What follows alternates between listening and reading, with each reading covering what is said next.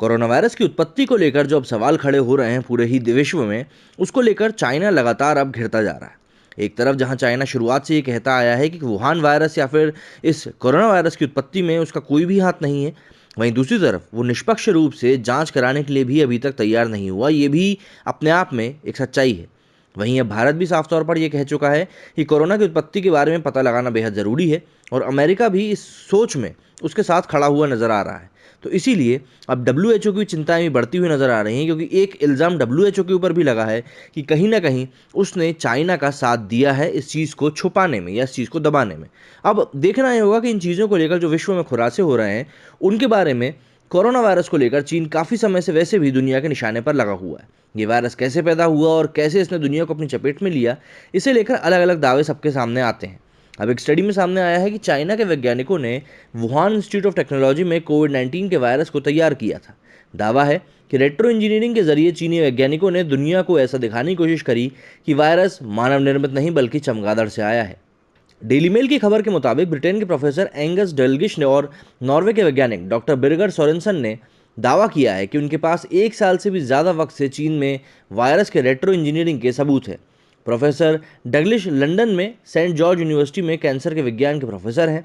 वहीं doctor Sorensen एक virologist और इम्यूनोर कंपनी के अध्यक्ष हैं।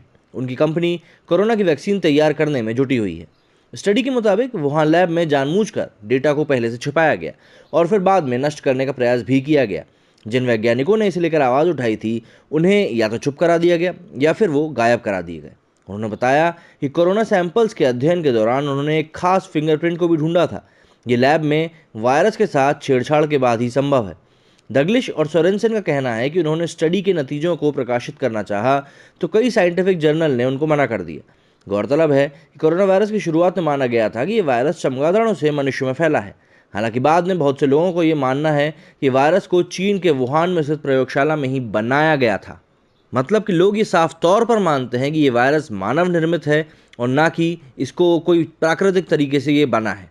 अब मानव निर्मित होने की बात जब से सामने आई है तब से चाइना लगातार इस चीज़ में और ज़्यादा घिरता जा रहा है और ज़्यादा सवालों के घेरे में आता जा रहा है कि ये वायरस आखिर क्यों चाइना से ही उत्पन्न हुआ है, क्योंकि इसके पहले जो सार्स वायरस आया था वो भी चाइना से ही आया था। और इस तरह की कई सारी बातें चाइना में लगातार होती रहती हैं कि वायरस ही अगली बार के वॉर का सबसे बड़ा हथियार बनेगा। और इस बार कोरोना वायरस को जिस तरीके से हम लोग देख रहे हैं, जिस तरीके से इस वायरस ने पूरी दुनिया को घुटने पर ला के बिठा दिया है, उसको देखकर ऐसा ही लगता है कहीं ना कहीं ये चाइना का दुनिया पर हमला ही था।